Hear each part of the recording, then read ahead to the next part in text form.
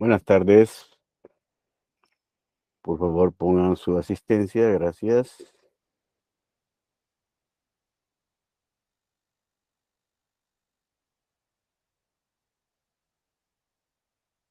En esta ocasión vamos a avanzar en ciertos puntos del programa que necesitan exposición. Y la lectura se la voy a publicar mañana para verla el jueves. También, por favor, descarguen el Código Civil. Va a estar en el aula virtual también, la Constitución de la República, para las clases que vamos a continuar impartiendo. ¿Me escuchan bien, Ruth? Sí, disculpe. Bueno, gracias. Vamos a introducir la clase con el punto en que terminábamos al final.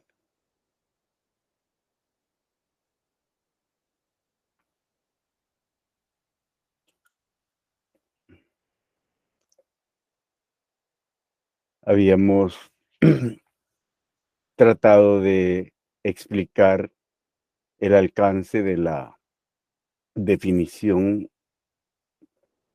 del derecho territorial. Entendimos cuál es el conjunto de normas, cuál es la amplitud que debemos comprender, los principios, especialmente en nuestro caso el principio de integridad territorial, algunas instituciones del derecho constitucional e internacional, como son la nacionalidad, por ejemplo, y los principios de derecho internacional relativos a la apropiación jurídica del suelo, es decir, lo que está sobre la superficie del subsuelo, que va hasta el centro del planeta, de la atmósfera, que va, como decíamos, de 88 a 110 kilómetros, dependiendo la presión que tenga, especialmente de nuestro satélite o de tormentas solares que también comprimen la atmósfera, y del mar por parte de los estados. De tal suerte, pues, que decíamos, son un conjunto de normas positivas, pero también consuetudinarias. Es decir, las normas positivas son las que no existe alguna duda que el estado de que se trate es parte de un tratado internacional. No obstante, puede ser estado negociador o estado firmante, tal y como lo establece la Convención de Viena sobre el derecho de los tratados, y en ese caso, pues, está sujeto a que esas normas de derecho internacional no se le apliquen positivamente en la relación normal con otros estados, pero en sede judicial internacional, es decir, en la Corte Internacional de Justicia, el derecho es pleno en términos consuetudinarios. No hay duda al respecto. Para el caso, el artículo 27, como ejemplo de la Convención de Viena sobre el derecho de los tratados, que establece que ningún Estado puede deducir su derecho interno para no cumplir una obligación internacional. Fíjense bien la redacción, se la explicaron en Derecho Internacional Público, espero. Cuando dice el derecho interno, bueno,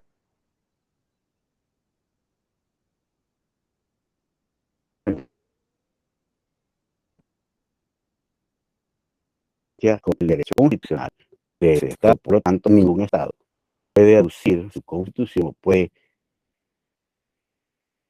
tener de pretexto su constitución para no cumplir una obligación internacional. Por supuesto, ello en sede jurisdiccional. De tal suerte que, como ejemplo, también no tenemos que ir tan lejos. En 1992, El Salvador no era parte de la Convención de Viena sobre el derecho de los tratados. Por lo tanto, el artículo 27 no le era aplicable como derecho positivo. Pero sí como derecho consuetudinario, porque ratificamos la convención hasta el 2007, es decir, 15 años más tarde. Sin embargo, si ustedes leen el párrafo 377 de la sentencia del caso El Salvador-Honduras, número 75, pueden encontrar claramente que El Salvador acepta consuetudinariamente la norma del artículo 27 ante la posición de Honduras que establecía que El Salvador, por el hecho de tener constitucionalmente el mandato de irreductibilidad del territorio, no iba a cumplir la obligación. Y El Salvador perfectamente tuvo que salir en la réplica explicando que entendía perfectamente el tenor del artículo 27 de la Convención. Es decir, pues, perdón, que vemos que no se puede aducir derecho constitucional para no cumplir una obligación internacional. Por esa razón, aunque no sea de derecho territorial, pero por ejemplo, Nicaragua establece en las facultades para la Corte Suprema de Justicia de ese país que debe tramitar todas las solicitudes de extradición que se le presente y negarla para los nicaragüenses. En ese sentido, El Salvador bien puede demandar a Nicaragua para que le entregue a Mauricio Funes y a toda la corte, incluido Sánchez Serén. Desafortunadamente, pues no se ha hecho. Quizás por desconocimiento, temor o falta de elementos fértiles de reproducción ovípara. En ese sentido, pues, El Salvador perfectamente puede hacerlo porque Nicaragua es parte de la Convención Interamericana y de la Convención de las Naciones Unidas en contra de la corrupción y claramente se obliga a entregar a personas acusadas en sus países de actos de corrupción, lavado, etcétera. Es decir, pues sería un ejercicio muy bueno a nivel académico, incluso redactar la demanda ante la Corte Internacional de Justicia, pero esto lo podrán realizar el próximo ciclo en problemas jurídicos internacionales. Bien, vamos a continuar con el desarrollo del programa y avanzar en ciertas partes. ¿Alguna pregunta hasta este momento?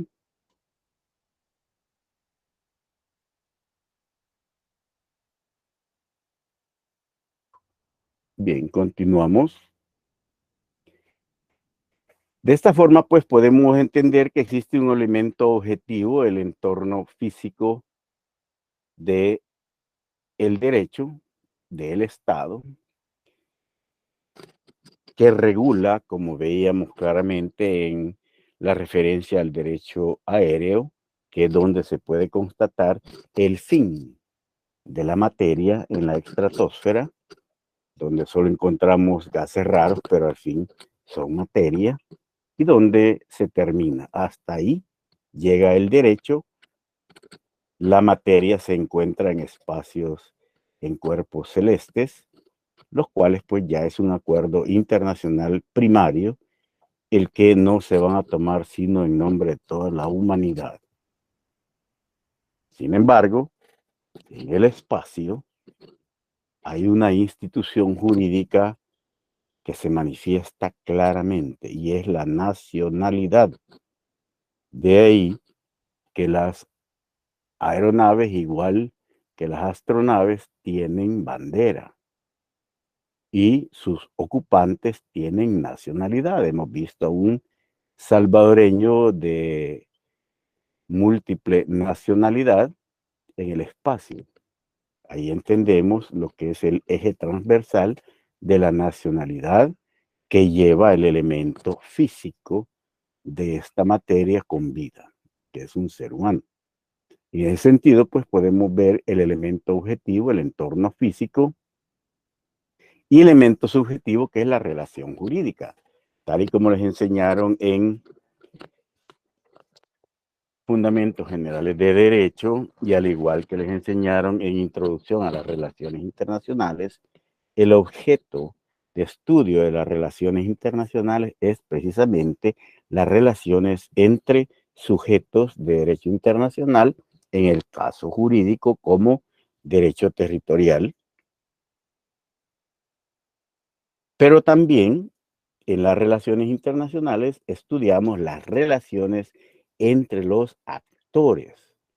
Por supuesto que para explicarnos las cosas también tenemos que estudiar a los actores, pero los actores internacionales, el concepto actor incluye el de sujeto de derecho internacional, pero el de sujeto de derecho internacional no incluye actores. Esa es otra cosa, fíjense bien. Una cosa son sujetos de derecho internacional que están incluidos en los actores internacionales y otra cosa son los actores internacionales en donde está incluido el sujeto de derecho internacional. Pero en el sujeto de derecho internacional no están incluidos otros actores internacionales, a no ser pues las organizaciones internacionales. Entonces, lo que nos interesa es el elemento subjetivo, o sea, la relación jurídica que se establece en función de normas positivas o consuetudinarias o de principios. Por lo tanto, pues el territorio es el espacio al que se circunscribe la validez del orden jurídico estatal y por tanto marca el límite espacial de la acción de los gobernantes. Esta parte quedó absolutamente clara en derecho internacional privado, cuando incluso conocieron el estatuto personal, que es el que trasciende. Y también fundamento de los certificados de origen, tan de moda en este momento en el comercio internacional. De tal suerte, pues, que entendemos el Estado como una organización esencialmente territorial y sus manifestaciones como soberanía, poder político, ley, nacionalidad y otras están referidas estrictamente a un espacio.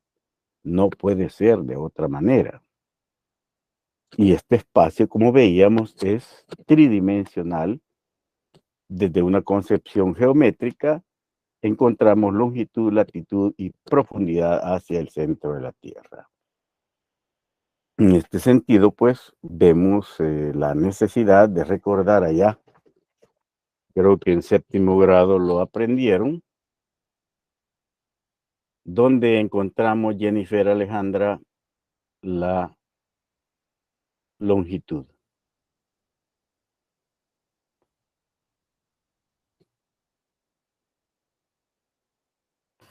Presente, Lick. ¿Se te olvida algo? Sí, ya estaba encendiendo la cámara. Ajá, ¿dónde encontramos la longitud? Si no mal recuerdo, era la extensión que mide el territorio definido. No. Ayúdale, Camilo.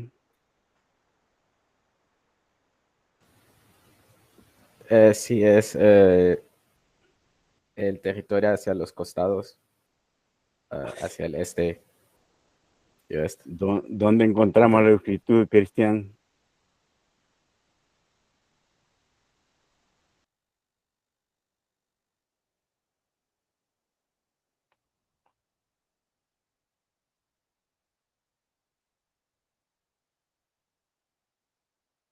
Doria de María.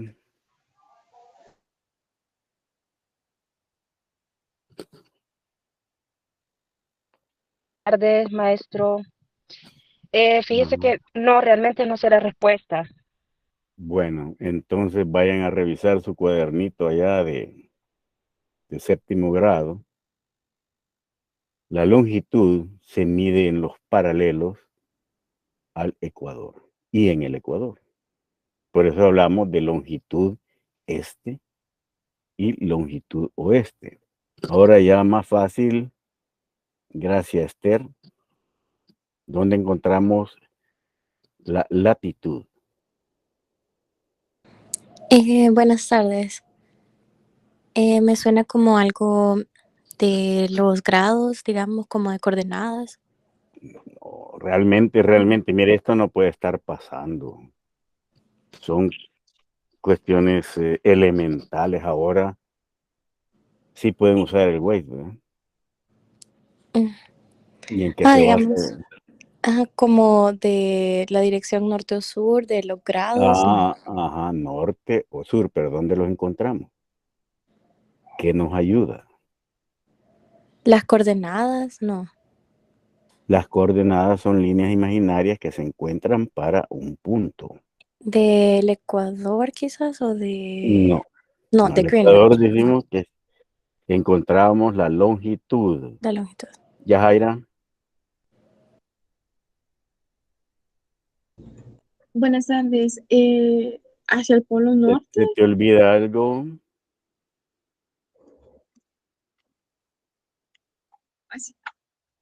Buenas Gracias, tardes. Yajaira. Ajá, ¿dónde encontramos la latitud? En dirección sería los 90 grados hacia el Polo Norte. Mira, ¿cuál es la línea imaginaria que pasa sobre Londres? Meridiano, el Ecuador, meridiano de Greenwich. ¿Cómo? ¿Es Ecuador o meridiano? Son completamente diferentes. El meridiano de Es, Greenwich. Ajá. Entonces sí, meridiano. encontramos la latitud en los meridianos. ¿De acuerdo? Ojalá no se les olvide, qué barbaridad. Me siento un tanto fuera de foco. Entonces podemos ver que ese cuerpo tridimensional geométrico se puede medir y se puede encontrar cualquier punto, ya sea de longitud o de latitud. La longitud es norte o sur. La latitud es este u oeste. Y la profundidad es hacia el centro del planeta. Por esa razón, pues, en derecho territorial internacional encontramos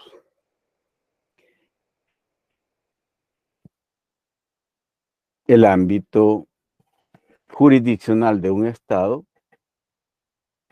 que se puede medir el territorio superficial y de ahí las líneas hacia arriba y hacia el centro de la Tierra, que marca el subsuelo, el espacio aéreo y el mar territorial. De esa forma podemos saber exactamente en qué parte del planeta estamos, dónde llega la soberanía y la jurisdicción de El Salvador, por ejemplo, y dónde inicia la de los vecinos o la de la alta mar o la zona, que es propiedad de la humanidad. De esa forma, pues, podemos medir perfectamente usando líneas geodésicas el territorio de un estado. En el derecho internacional encontramos dos conceptos fundamentales que son delimitación y la demarcación. La delimitación se puede hacer perfectamente en base a las líneas, a los paralelos y a los meridianos que se dividen en grados, en minutos, en segundos, milésimas, desmilésimas de segundo, de tal forma que teniendo un punto podemos encontrar perfectamente a través de coordenadas. Es decir, si la coordenada se encuentra a 10 grados, 2 minutos, 3 segundos, y 4 milisegundos, por ejemplo, de longitud oeste, trazamos la línea. Para encontrar el punto donde estamos, entonces encontramos la latitud, que es norte o sur. De esa forma, podemos encontrar la línea paralela a la longitud y encontramos un punto. Si pensamos en este momento en la Universidad de El Salvador, por ejemplo, nos damos cuenta imaginariamente que el portón principal de la Universidad de El Salvador es el portón sur. ¿Dónde queda el portón sur? ¿Qué edificio tiene casi enfrente? ¿Jairo? ¿O no conoces la U? ¿Cómo no? Ustedes han entrado más de alguna vez ahí. Jairo Roberto a la una. Oh, sí, pero la verdad no recuerdo, no me ubicaría cuál es el sur. El sur. O sea, en la universidad no se me ocurre en estos momentos cuál sería el sur.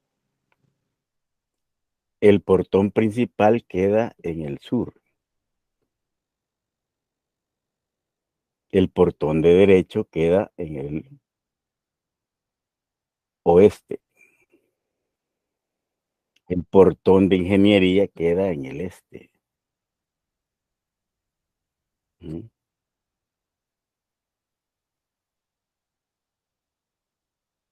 Es decir, digo esto porque podemos hacer el ejercicio para entender cómo podríamos sacar el mapa de las 64 manzanas, o sea, una caballería que tiene la Universidad de El Salvador. Podríamos tirar un punto desde el portón principal donde está la Minerva, y afortunadamente vemos que es una línea recta hasta la esquina de odontología. Entonces podemos tirar toda una línea ahí hasta el borde de las oficinas del Ministerio de Educación. Luego tendríamos que ir tirando pequeñas líneas con puntos geodésicos de latitud norte, latitud sur, longitud este u oeste, hasta encontrar un mapa, el croquis perfecto de los límites de la Universidad de El Salvador. Igual es el país. Si ustedes revisan, por ejemplo, en la web, van a encontrar, ponen frontera de la Matí y les va a salir diferentes fotografías. Una de ellas, la de Waze. Ahí se podrán dar cuenta que este río Huascorán, pero una cosa es río, otra cosa son los límites. Los límites son líneas imaginarias que se tiran, algunas están, a veces el río está totalmente en Honduras, otras veces está totalmente en El Salvador. ¿Por qué? Porque son ciertas, invariables. Bueno, invariables, el planeta se mueve a razón, quiero decir, el continente Centroamérica con el continente americano se mueve a razón de 5 centímetros por año hacia el oeste, hacia el este, perdón. Entonces, variará en miles de años, pero vemos las placas cómo se mueven y cuando generan presión, provocan terremoto. Entonces, nos estamos moviendo. Eso lo digo para que no pensemos que esos límites van a ser eternos. De repente podrían variar geodésicamente, pero sería en muchísimos años. Lo importante es que se hace la delimitación en esa línea imaginaria y por favor revisen cualquier parte de la frontera y podrán ver claramente dónde va el límite geodésico. Entonces vemos la delimitación es una labor de escritorio y la demarcación es una labor de campo, cuando se va al terreno y se establecen las sendas que establecen la frontera, el límite hasta donde llega la soberanía y jurisdicción de El Salvador y donde inicia otra. En el mar es diferente completamente. Ahí se hace a nivel geodésico. No se puede demarcar una frontera marítima, pero sí puede delimitarse. A lo más que se llega es a poner una boya. El problema de las boyas es que van con un cable hasta donde pueden anclarse en el suelo, pero con las mareas varían, es decir, se mueven, no quedan estrictamente perpendiculares. Esa delimitación en derecho internacional se realiza a través de tratados de paz, si es que ha habido un conflicto, para la delimitación de los límites de los estados. El caso, pues, por ejemplo, de Bolivia, Chile, también el caso de El Salvador, Honduras, que se establece un tratado de paz donde se llega a un acuerdo sobre los límites de ambos estados y en aquellos sectores donde no se pusieron de acuerdo, se sometió a la Corte Internacional de Justicia y a partir de ese momento emite la sentencia en el 92 y es válida para nosotros. Ya tenemos certeza hasta dónde llega El Salvador y dónde inicia Honduras o viceversa. Por supuesto que antes, como lo establece la definición de conflicto, pueden ser o parecen ser. En ese caso, ya son ciertas nuestros límites con Honduras en la parte territorial. Sin embargo, tenemos el problema no resuelto en el Golfo de Fonseca, no porque no sea oponible a Honduras y El Salvador. El problema es que hay un tercero en la discordia, que no fue, a pesar de que intentó incluirse en el conflicto, la Corte cometió el error histórico de no aceptar la participación de Nicaragua. Y por lo tanto, la sentencia es vinculante a El Salvador y Honduras. Igual está la línea 1900, que es un tratado de límites entre Honduras y Nicaragua, vigente desde ese año, 1900. El Salvador nunca dijo, esta boca es mía, yo no estoy de acuerdo, es una valla histórica, no pueden haber límites, nunca dijo nada. El tratado prácticamente sigue en vigencia. Lo mismo la sentencia de 1917 en la Corte de Justicia Centroamericana, que es vinculante a El Salvador y Nicaragua. Entonces, a pesar de que existe una sentencia para resolver los problemas limítrofes con Honduras, no se puede cumplir ad infinitum. Tenemos pendiente la cuestión de la Isla Conejo, que esa es otra cosa que vamos a ver más adelante. Entonces, entendemos el concepto de frontera, que se entiende como un límite, es decir, donde llega la jurisdicción del Estado y empieza la del otro, o zona. Normalmente cuando se habla de una zona fronteriza es porque en esas partes, en algunos puntos de la frontera, hay un intercambio humano de bienes y servicios locales que tienen un tratamiento completamente diferente. Hay personas que se trasladan de un lado a otro de la frontera y no cada vez que vayan a hacerlo van a estar siguiendo los trámites. Siempre hay en todas partes, cuando las cosas andan bien, un intercambio fronterizo que tiene, por supuesto, delimitada una zona.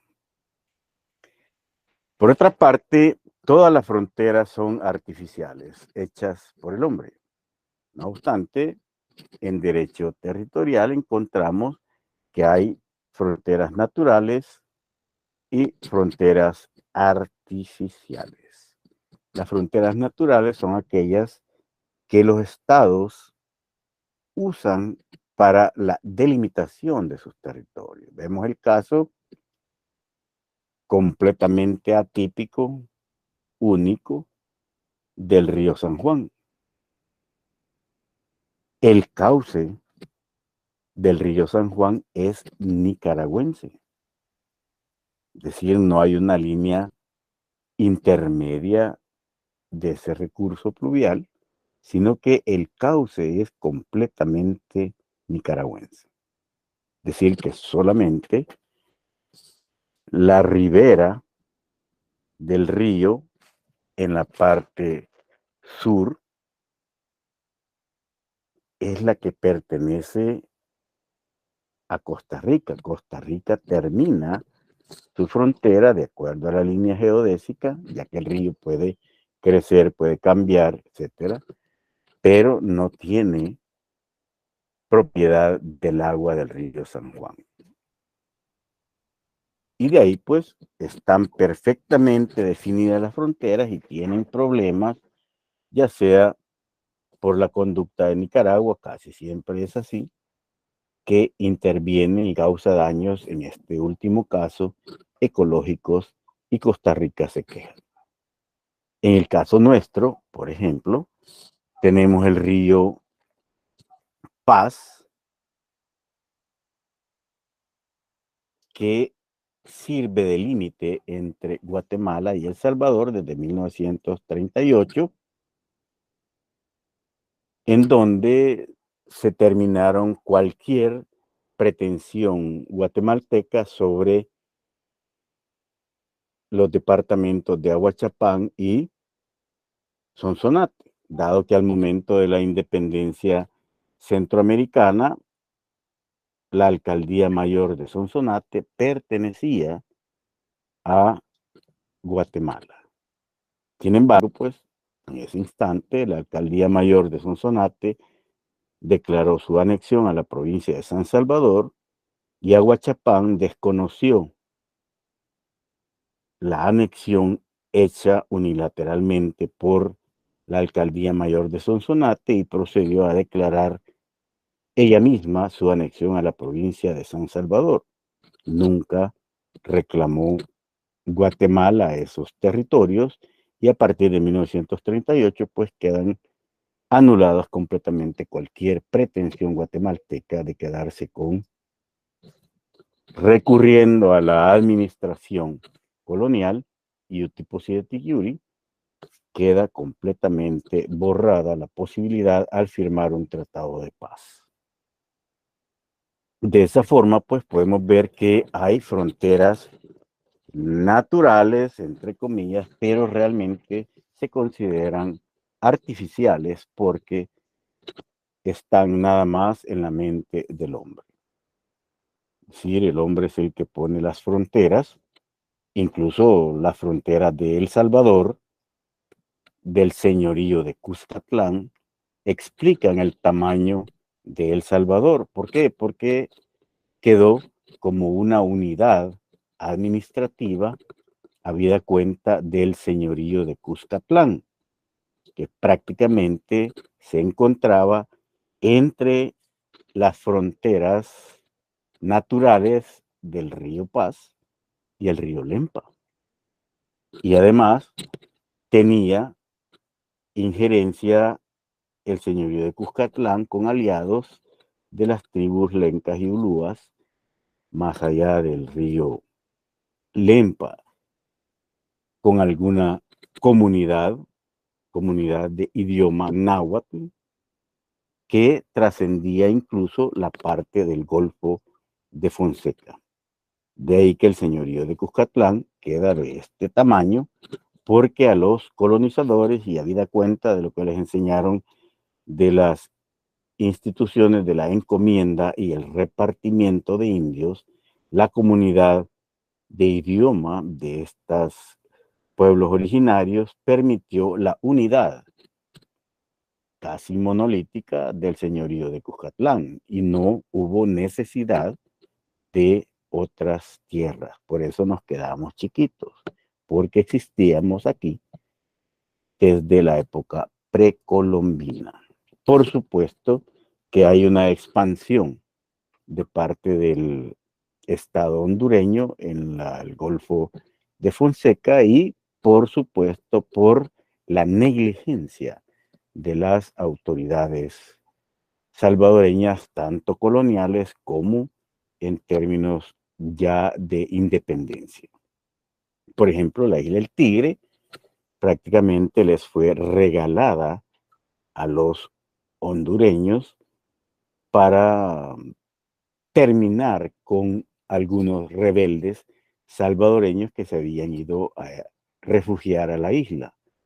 Entonces, muy graciosamente, Honduras ya había avanzado en otras zonas como Zacate Grande y permitió El Salvador, por eso quedó como hondureña, ejerció su soberanía desde hace mucho tiempo.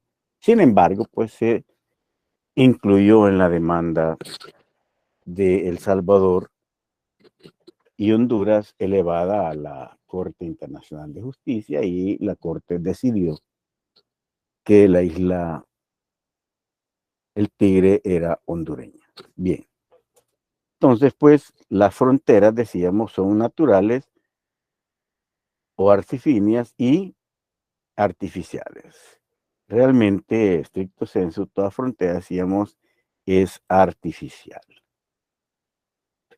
Se demarcan estos días con líneas geodésicas que parten de los meridianos y paralelos.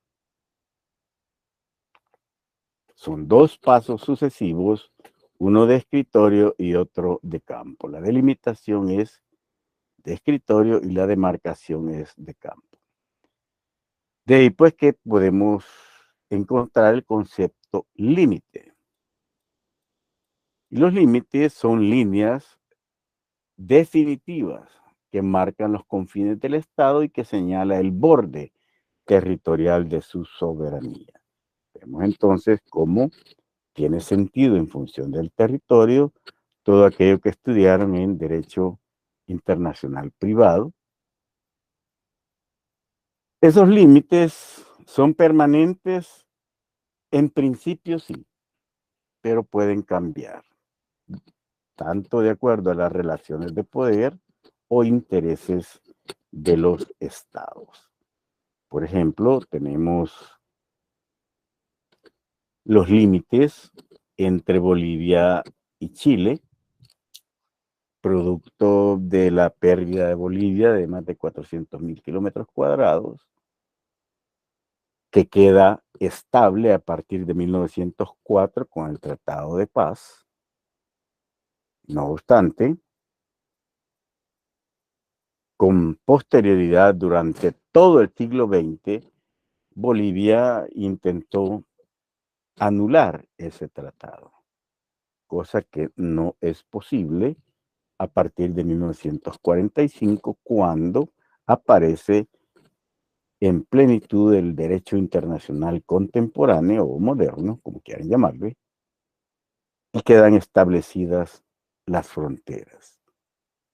Sin embargo, continuó sus intentos, negociaciones bilaterales, quejas multilaterales, apoyo de la OEA para la solución pacífica de las controversias, hasta que llega, por ejemplo, Evo Morales y decide cambiar en base al caso Qatar-Bahrein, mediante el cual aparecen figuras fundamentales en la Convención de Viena sobre el Derecho de los Tratados, el artículo 3, fundamentalmente, en donde se establece que los tratados no solamente son escritos, pueden haber verbales en relación a la cultura del Islam, en donde lo escrito no es importante, sino que la palabra. Nosotros acá decimos que las palabras se las lleva el viento. Y si no, pregúntenle a cualquier niña que un enamorado le pida que se case con ella y le promete amor eterno y todo lo demás, y le va a aceptar que es su esposa. Bueno, físicamente y materialmente puede serlo. Hay una unión libre, un matrimonio putativo, que se reconoce después de un año. Pero las niñas quieren que el hombrecito les firme, ¿verdad? Que es de ellas. Y punto. En la cultura islámica, el honor que se vierte respaldando una palabra tiene mayor validez que lo escrito. De esa forma, aparece en el artículo 3. Y la importancia, dicho sea de paso, de la correspondencia diplomática y de documentos que no son tratados, pero son suficientes para demostrar que se acepta un compromiso unilateral.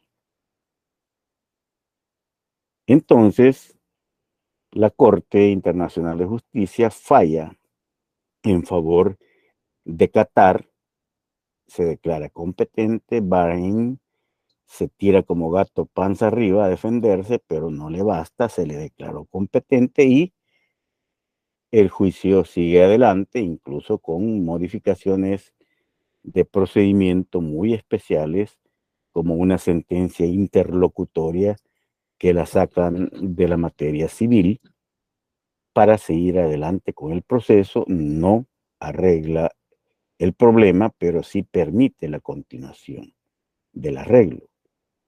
De esa forma, pues, Bolivia ve la posibilidad en toda la correspondencia diplomática intercambiada con Chile y piensa que tiene suficiente material para demandar y que Chile negocie una salida al Océano Pacífico. La Corte emite también una sentencia interlocutoria que entusiasmó mucho a los bolivianos. Sin embargo, pues estaba muy lejos de ser cierto. Al final, prácticamente falla en favor de Chile, que no está obligado, y sin embargo, pues queda pendiente el litigio. De esa forma, podemos ver que pueden haber cambios en las fronteras dependiendo relaciones de poder, en este caso, relaciones en el derecho internacional a través de una sentencia. No hay cambios, pero también acordémonos de la propuesta de Chile relativa a darle una salida soberana a Bolivia a cambio de territorio boliviano. Casi se llega a un acuerdo, desafortunadamente, pues los bolivianos tenían razón, era extremadamente oneroso la cantidad de kilómetros cuadrados que tenían que darle a Chile por una pequeña franja de salida al Océano Pacífico. También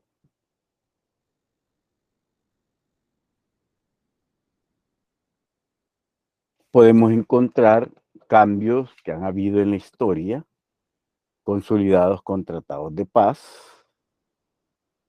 hasta llegar pues a la Carta de las Naciones Unidas, en donde prácticamente queda definido el principio de integridad territorial y que no es posible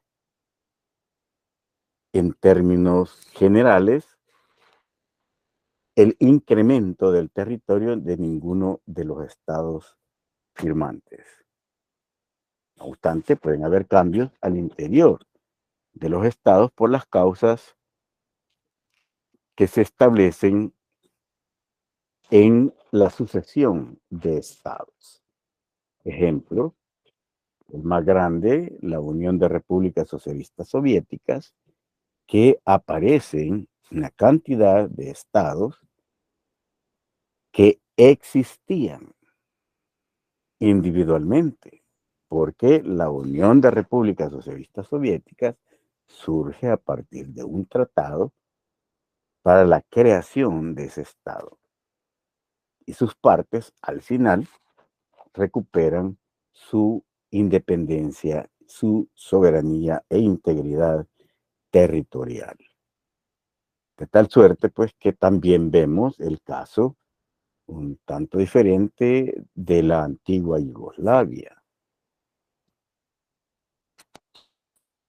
que si bien aparece Yugoslavia, pero el manejo de los Balcanes quedó en congelador desde la Primera Guerra Mundial, si se acuerdan en Historia de las Relaciones Internacionales, y viene a reventar pues en la década de los 90. Tito manejó magistralmente esas relaciones, incluso le dio autonomía a los ejércitos nacionales, cuestión que permitió llevar una gobernanza de ese estado. A la muerte de él, pues viene y se desparrama la mazorca, pero también no es que vaya en contra del principio de integridad territorial, sino ahí ante la realidad de los Balcanes, pues se decide dar espacio a estados, algo otros se encuentran todavía de facto, como Kosovo, por ejemplo, pero aparece otros estados. En derecho internacional aparece pues entonces claramente la delimitación por líneas geodésicas.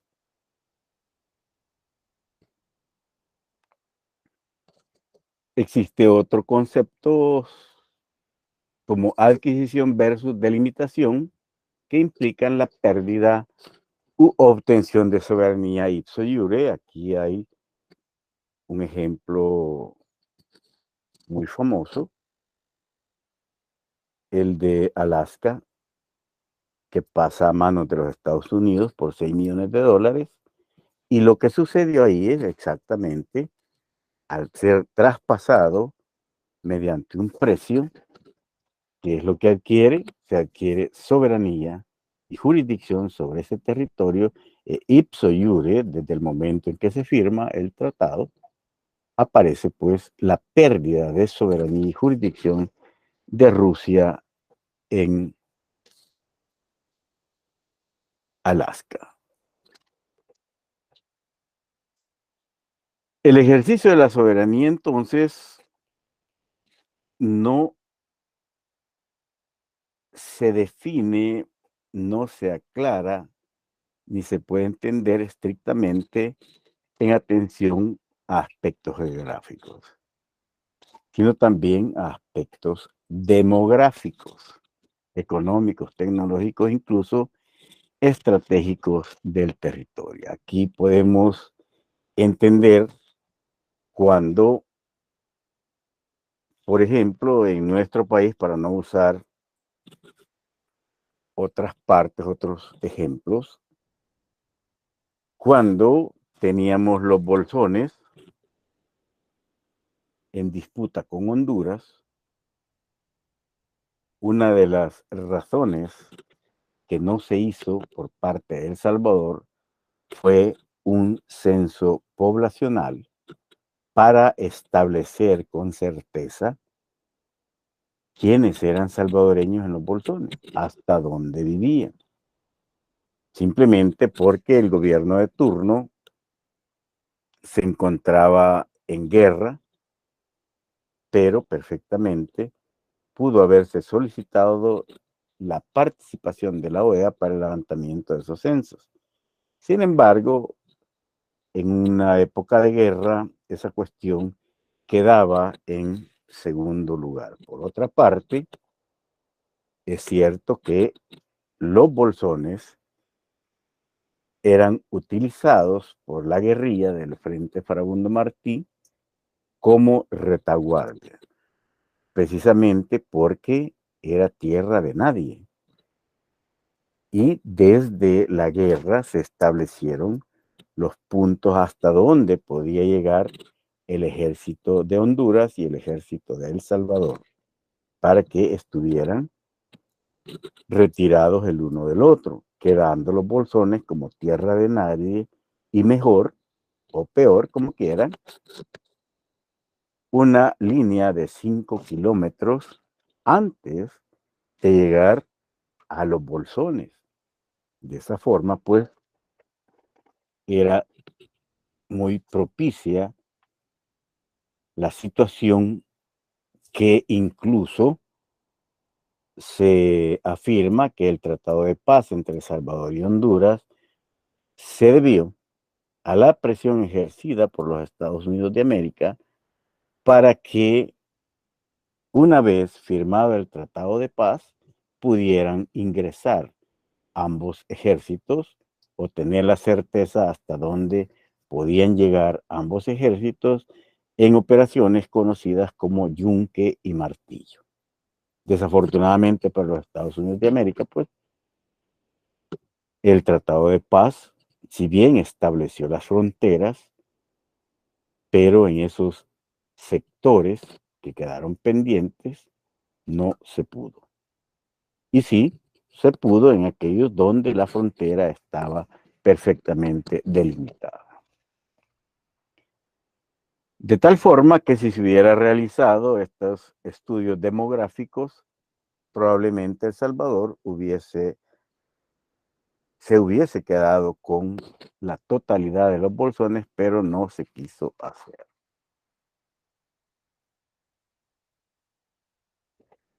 También encontramos algunos modos de adquisición de territorio derivados de una situación histórica.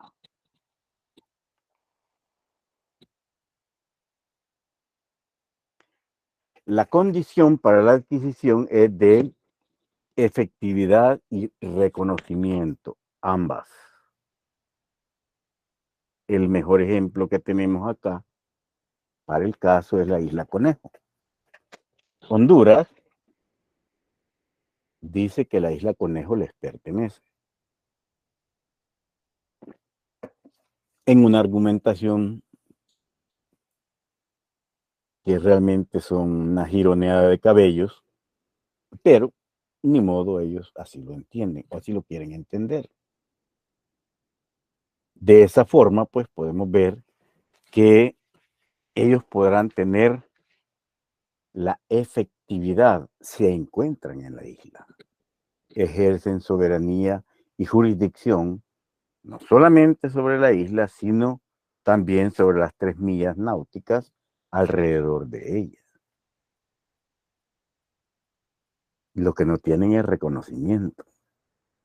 El Salvador, desde la década de los 80, ha protestado y ha pedido que le devuelvan la isla. Es decir, no admite, no reconoce propiedad alguna de Honduras sobre ni un centímetro cuadrado de la isla. Entonces, por esa razón, es que frecuentemente, al menor pretexto o sin haber pretexto, El Salvador continúa año con año pidiendo el desalojo de la isla. ¿Por qué? Porque de otra forma, Honduras podría alegar efectividad y reconocimiento de El Salvador, que ya no se ha quejado. En ese sentido, pues, no se puede dejar de reclamar a Honduras el desalojo de la isla cada vez que se pueda. Porque para nosotros es una ocupación, utilizando ese ejemplo. una ocupación que ha trascendido en el tiempo. También acá tenemos otro ejemplo de ocupación referente a nuestra propia historia. En 1969, El Salvador agredió Honduras y ocupó su territorio. Dime, Alex.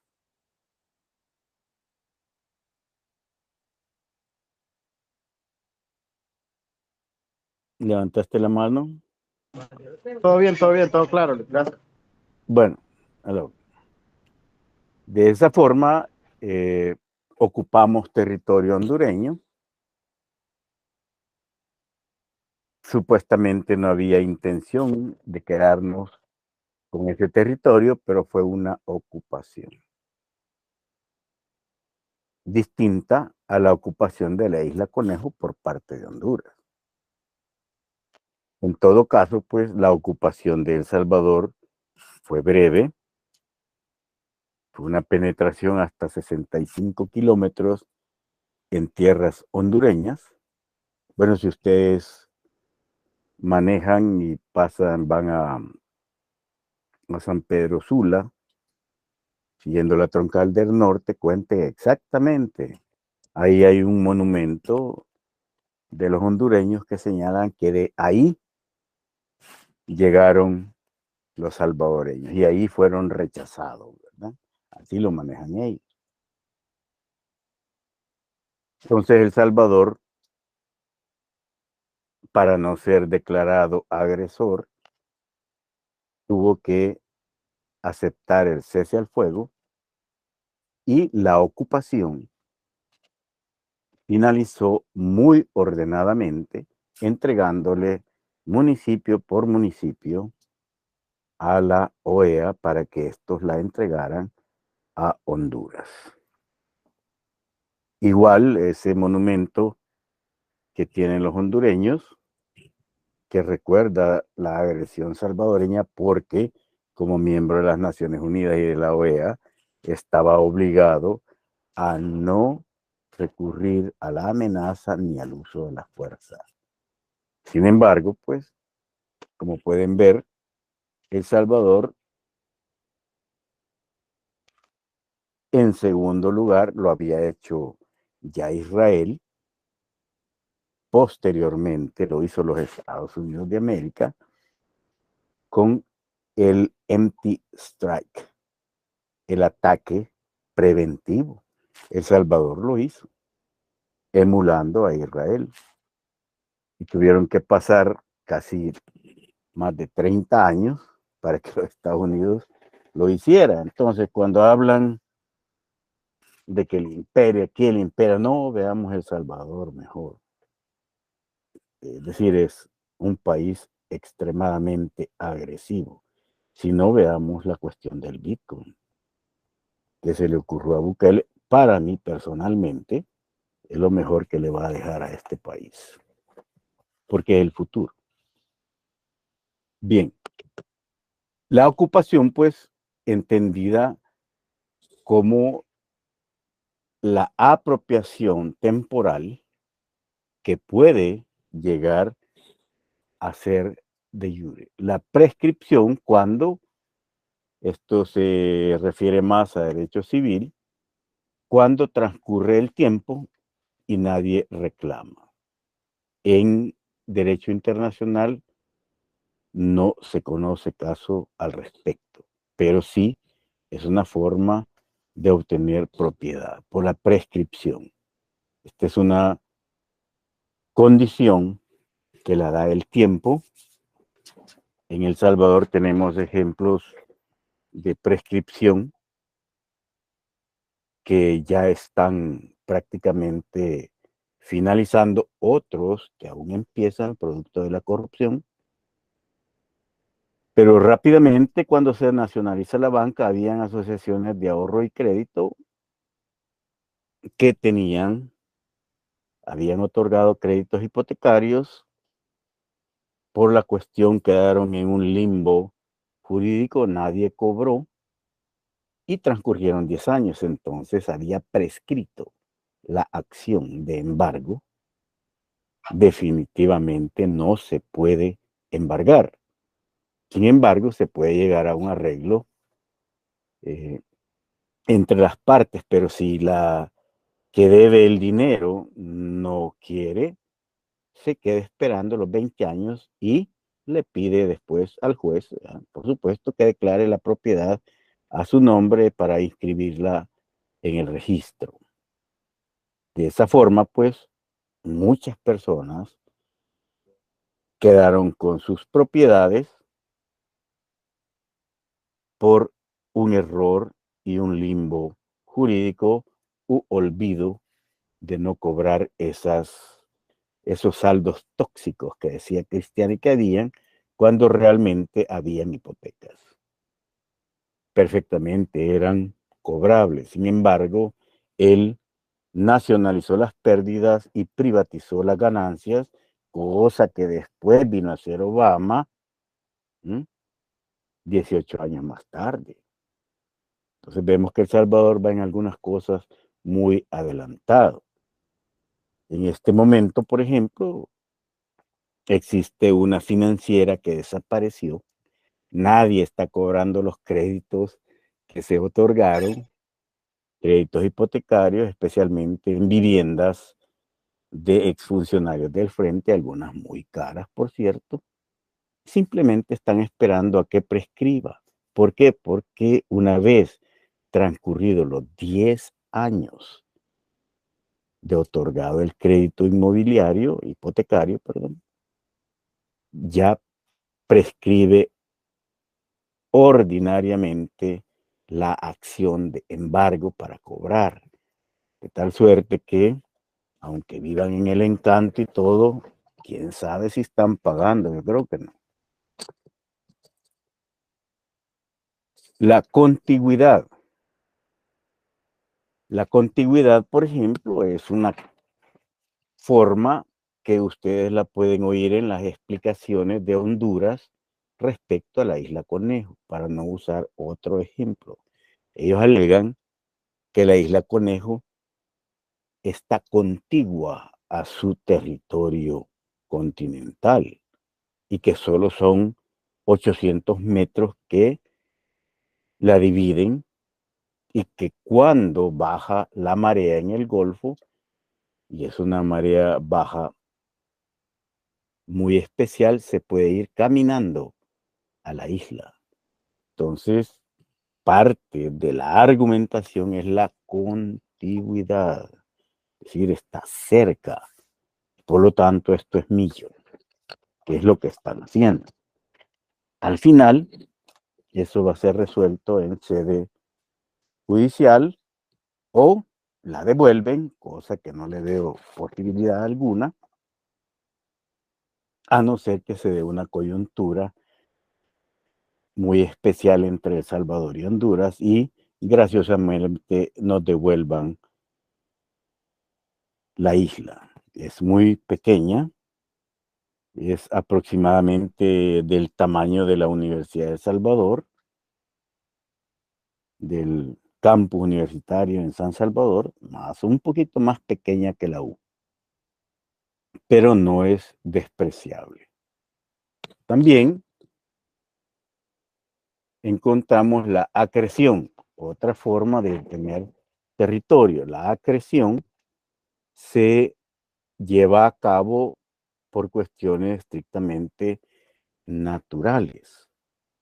Por ejemplo, si vemos el delta del río Lempa, probablemente no era así hace miles de años y sigue creciendo por la cantidad de material que erosiona en nuestro territorio y lo deposita. En determinado momento, pues, se pueden ver islas habitables, otras cuando baja la marea, aparecen montículos que están bajo el mar en marea alta, y esa es una forma de ir creciendo el territorio y de adquirir territorio. Otra más violenta de acreción, como ejemplo, es la que sucede en Hawái, uno de los estados de los Estados Unidos de América. ¿Qué es lo que sucede ahí? Hay ríos de lava constantes que han estado por miles de años y van a seguir. Se deposita lava, esta va enfriándose al caer al mar, se endurece y va creciendo el territorio de esas islas, especialmente una. Pero de esa forma podemos ver cómo la naturaleza trabaja, seca la lava, solidifica, sigue creciendo,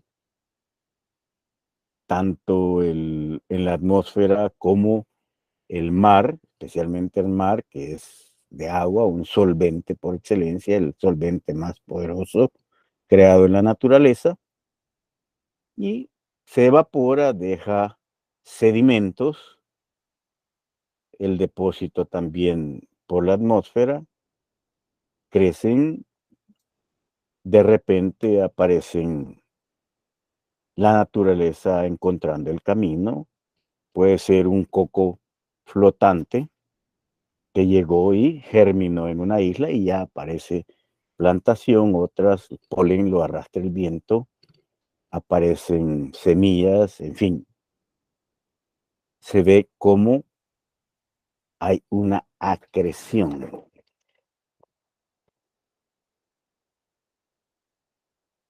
También encontramos otros obsoletos como el descubrimiento, que tuvo su apogeo en el siglo XV a XVI, XVII y XVIII, incluso pues la apropiación a nivel de colonias. ¿Se acuerdan de el tratado más terrible para evitar guerras? El Tratado de Berlín en 1885, donde se divide en África, por ejemplo. Aparece la conquista, que queda prácticamente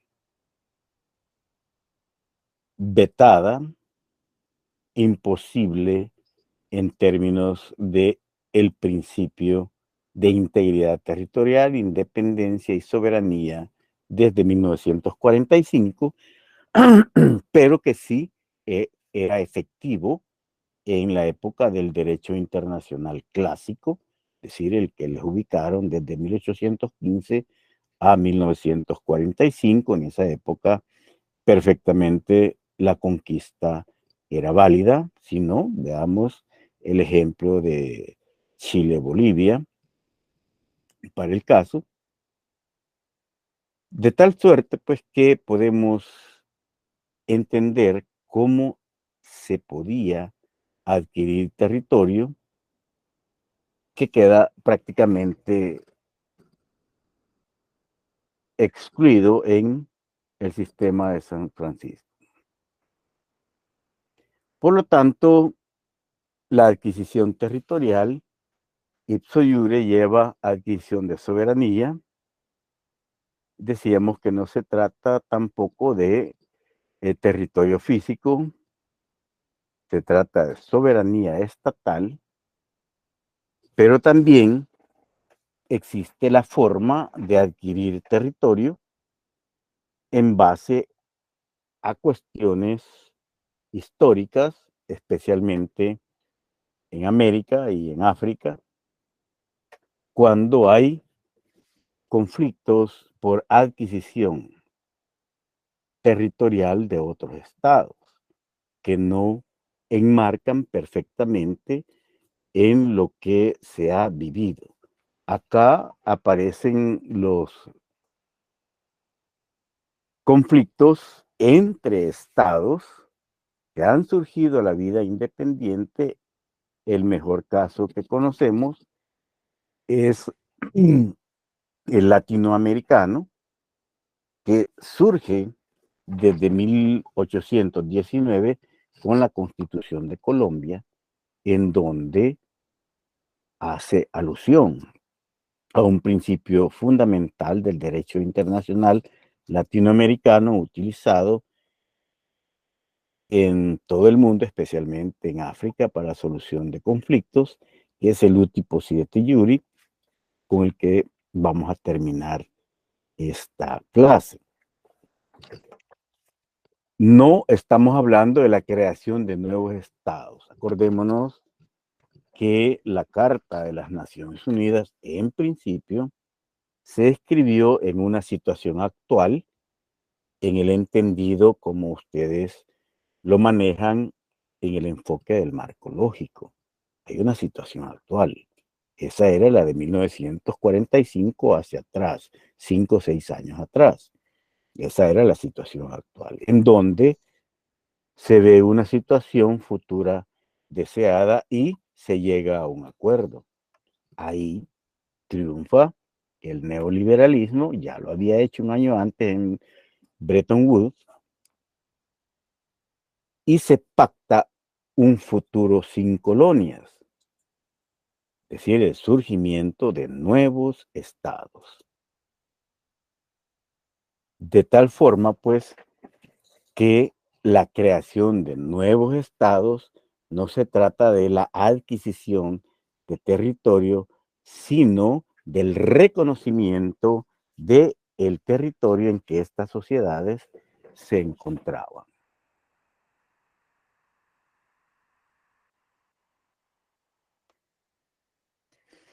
Las adquisiciones entonces surgen de una situación de hecho que puede buscar la de derecho,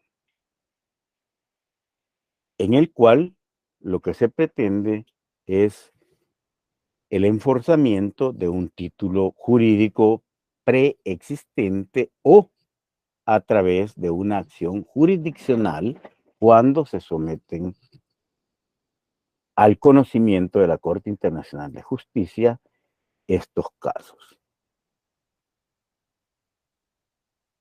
El uti possidetis iuri entonces surge como una forma muy especial que aparece en 1819 en la Constitución de Colombia, que hace referencia estricta a sus dominios, en referencia y correspondencia con la división administrativa colonial.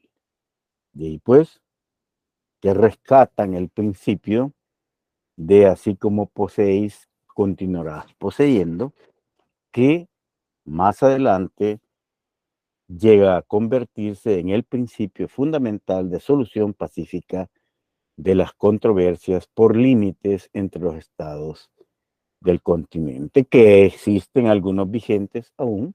Tenemos ya por solucionarse el caso de Guatemala con Belice. Acordémonos que en 1981 Guatemala siempre se opuso a la independencia de Belice. No obstante, no pudo hacer mayor cosa cuando se reconoce la independencia por parte de las Naciones Unidas. Guatemala inmediatamente reconoce al Estado de Belice, pero no las fronteras.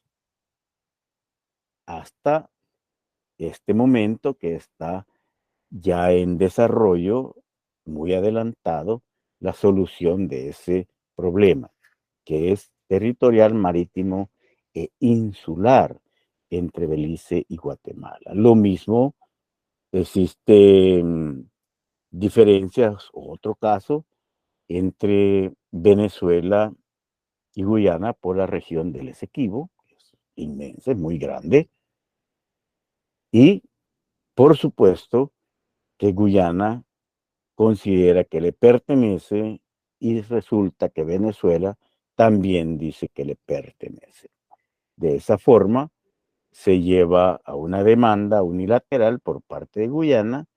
Venezuela se tira hacia atrás tratando de evitar, de desconocer la competencia de la Corte, pero esta, tal y como lo dicen sus estatutos, decide si es competente o no. En este caso, se declara competente para conocer el hecho.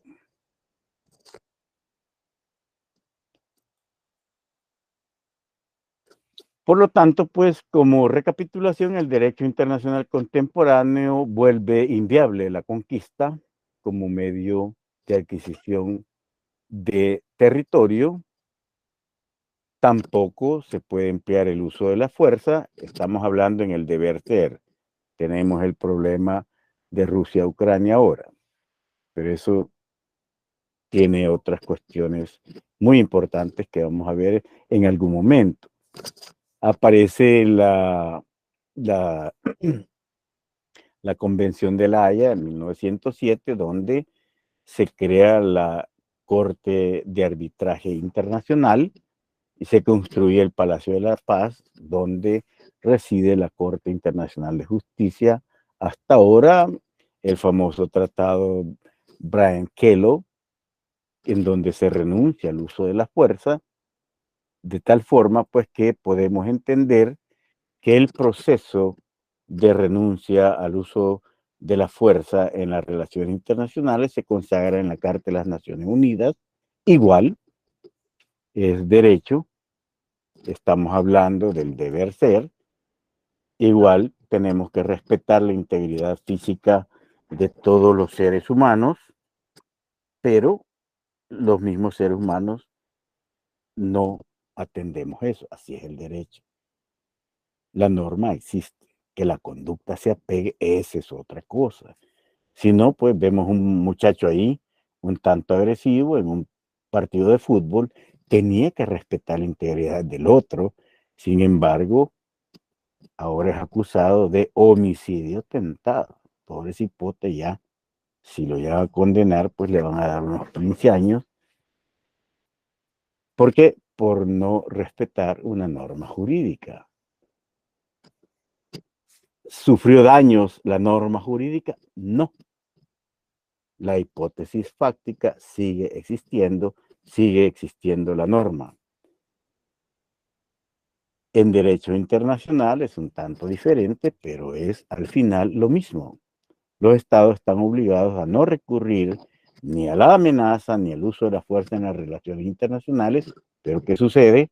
Bueno, hay estados que prefieren hacer a un lado la norma y el hombre de Estado es el que envía las tropas a agredir a otro. Ah, claro, hablamos de quién, de Rusia, de la Federación Rusa, hablamos de los Estados Unidos de América o hablamos de El Salvador. ¿Mm? Nosotros agredimos con toda la fuerza posible a los hondureños. O sea, ¿se dan cuenta?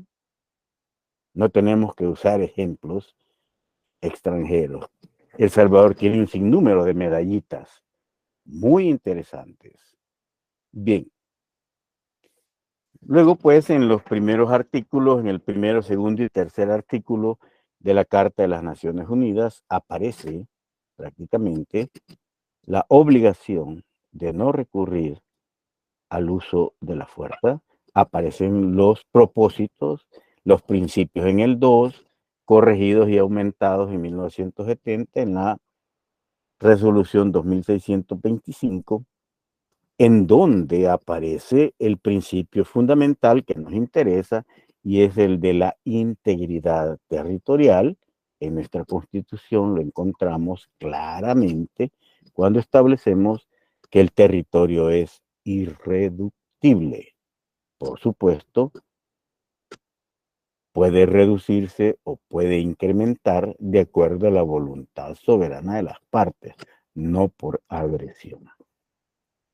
Y, por supuesto, la forma más usada, tanto en América Latina, desde la creación de la Corte Permanente de Justicia Internacional y su sucesora, la Corte Internacional de Justicia, ha sido el principio de uti possidetis iure, que establece los límites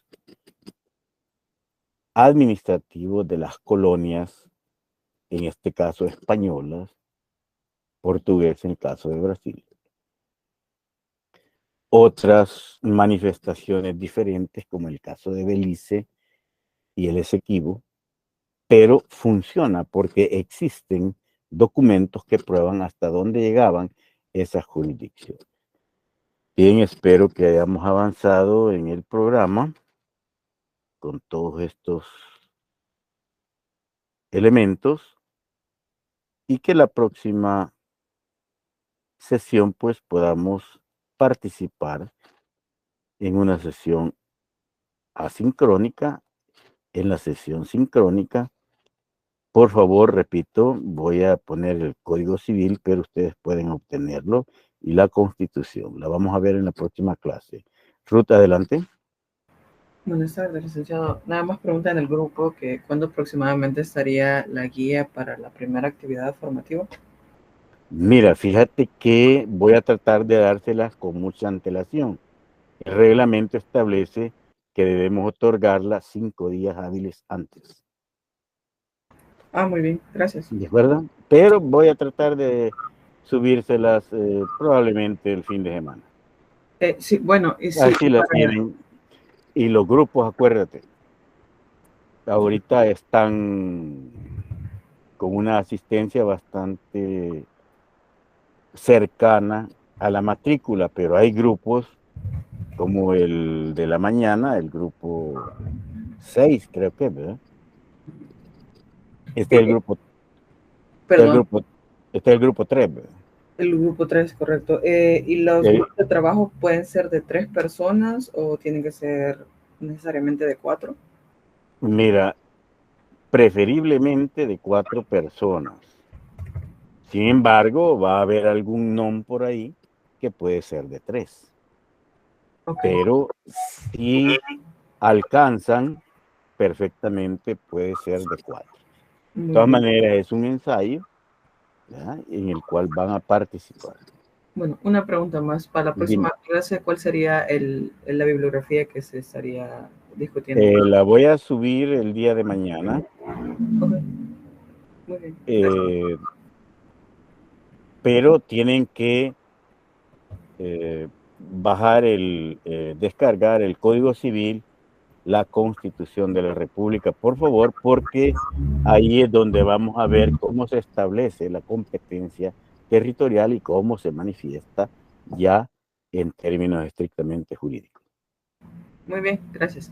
A la orden, pasen buenas noches. Permítanme, voy a poner en el chat para que pongan la salida.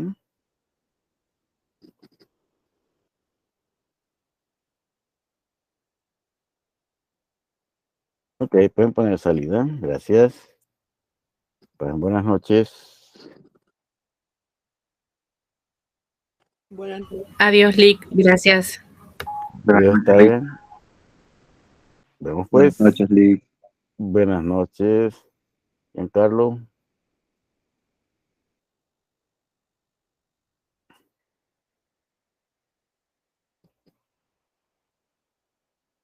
Buenas noches. Buenas noches, Alex. Buenas noches, licenciado. Noche, Jennifer.